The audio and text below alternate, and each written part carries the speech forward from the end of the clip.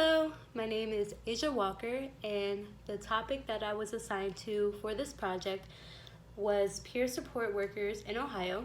And to start out, I personally did not know these services weren't a part of what the professionals do in the mental illness slash drug abuse services do. So I thought that was pretty interesting that I got a topic that I didn't know much about. So let me just jump into it. Peer Recovery Services, PRS, are community-based services for those with a mental illness or substance use disorder. These services conclude in activities that encourage recovery, self-determination, self-advocacy, well-being, and independence. Peer recovery promotes a self-directed recovery by assisting an individual and promoting trauma-informed care. PRS gives those in recovery an opportunity to develop a connection with clients in a way professional clinicians cannot. And so, to summarize, peer support workers have had a recovery of their own addiction and are there to support those with addiction and are on a path of recovery to a better life. An example to this are Alcoholic Anonymous meetings or AA meetings. They are recovering alcoholics that are there to support or be a support worker for those recovering.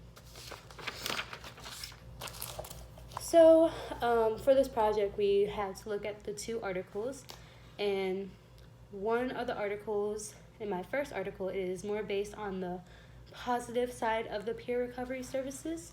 They state that although they recognize there isn't a lot of research done on this topic, there still is a high chance of it bettering those with a mental illness or substance use disorder. In the article, they noticed there are lots of upcoming jobs in the peer support services and that people are actually going to them and like them whether there is hardcore evidence it is effective or not. So people see this as a positive light, kind of just like a hope to their recovery. It also speaks on the connection the workers share with their clients than an actual professional.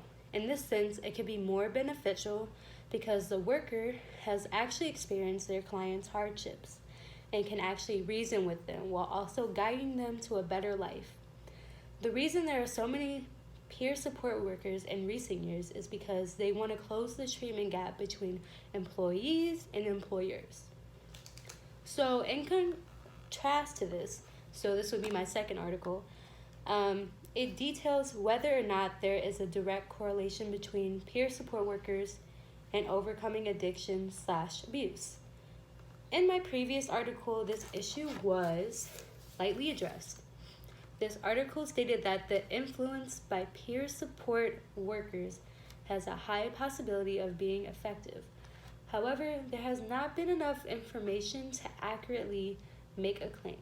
This article explains that peer support workers are more useful for workplace morale rather than directly altering how people deal with their own addictions / abuse.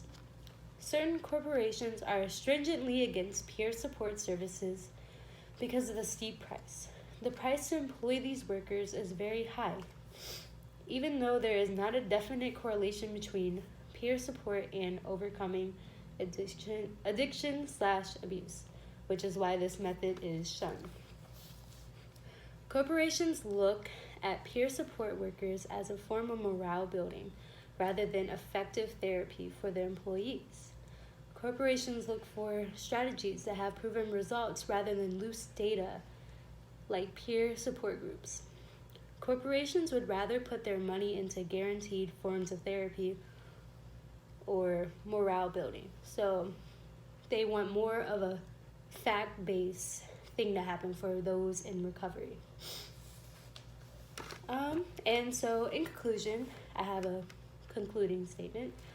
I personally believe the peer support workers are beneficial to society because even in lighter cases like a certain social issue, like a death in a family, it is better to talk to someone and grieve with them instead of talking to someone without similar experiences because you can learn from them that things do eventually get better. However, their influence will not erase your own personal grief. To tie this in with peer recovery services, they are there to be a support group and not a form of medicine.